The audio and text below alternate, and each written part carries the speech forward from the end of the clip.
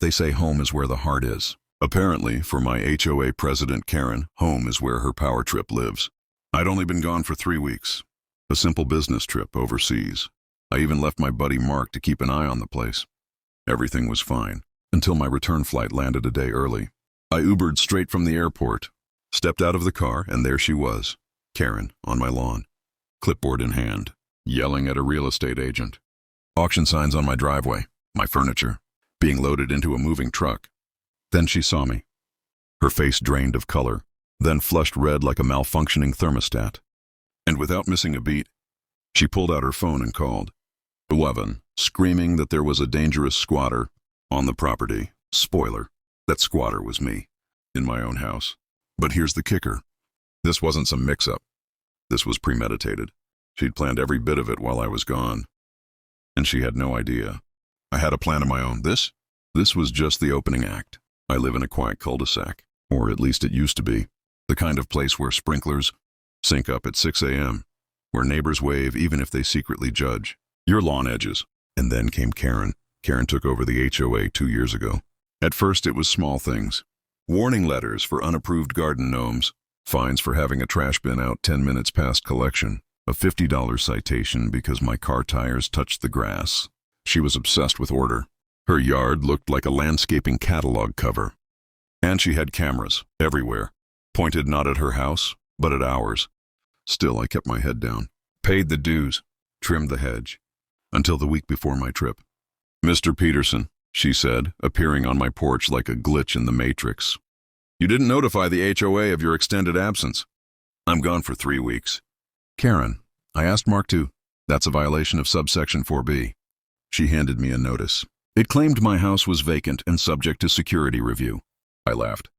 She didn't. I left anyway. Mark kept checking in, except halfway through my trip, he stopped answering texts. Red flag. I emailed Karen. No response. Then came a call from my bank. "Are you selling your home? There's been a lien filed through your HOA. What? I tried calling everyone. No answers. Flight changed. Bags packed. And when I showed up, she was already trying to sell my house out from under me. And that, my friends, was just the beginning. Let me walk you through what Karen did while I was gone. Week 1. She had my house labeled abandoned under HOA Clause 6C, a clause she wrote, by the way.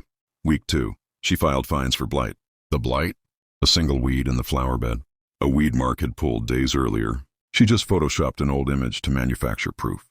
Week 3. She filed for HOA repossession. Claimed unpaid dues, false. Multiple violations, also false. And no owner response, because she blocked my number and marked my email as spam. Then came the yard sale.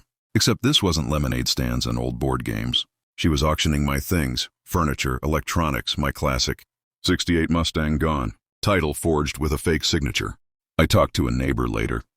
He said she told them I was an investor who skipped town, and the house was foreclosed. All lies. I confronted the moving crew, only to be told they were hired through a property management firm. Karen created using her cousin's name, a shell company. Oh, and Mark? Turns out he was offered a consulting fee to stay silent. But here's where it got truly next level. She reported me to the police for trespassing. When the officers arrived, she gave them a fake lease agreement. Claimed she was the new owner, even produced a sale document signed by me.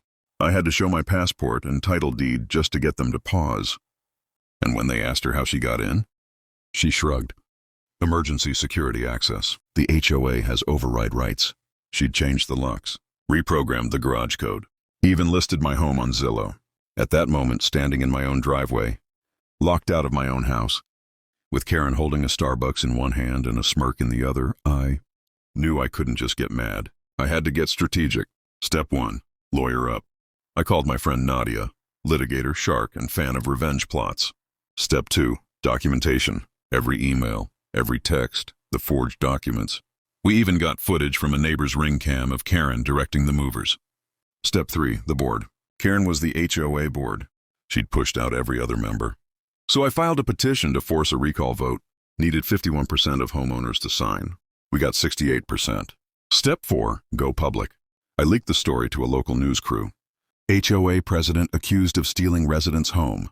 She was not pleased when Channel 7 showed up mid-morning with a microphone. But the final blow? A good old-fashioned sign war. I rented one of those giant inflatable gorillas, plopped it right on my lawn, held a sign, not for sale, HOA president committed fraud, details inside.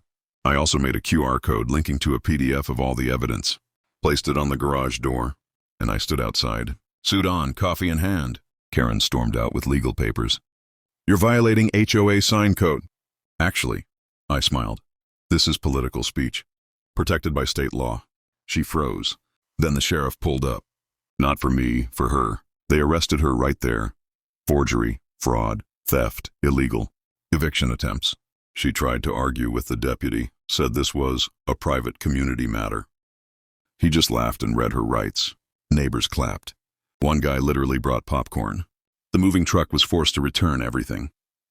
Even the Mustang, luckily unsold, was towed back to my garage. A judge froze her accounts pending civil litigation, and the HOA voted to dissolve entirely. Everyone preferred no HOA to Karen's HOA. The best part?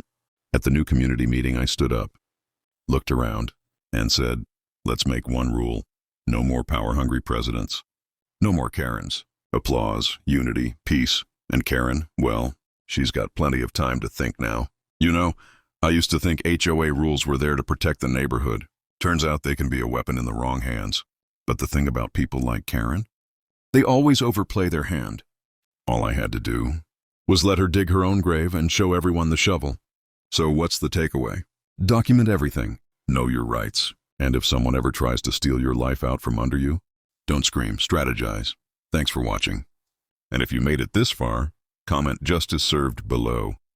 Or better yet, tell me, what would you have done if someone tried to sell your house while you were gone? Oh, and as for the inflatable gorilla, still have it. He's my new HOA president. See you next time.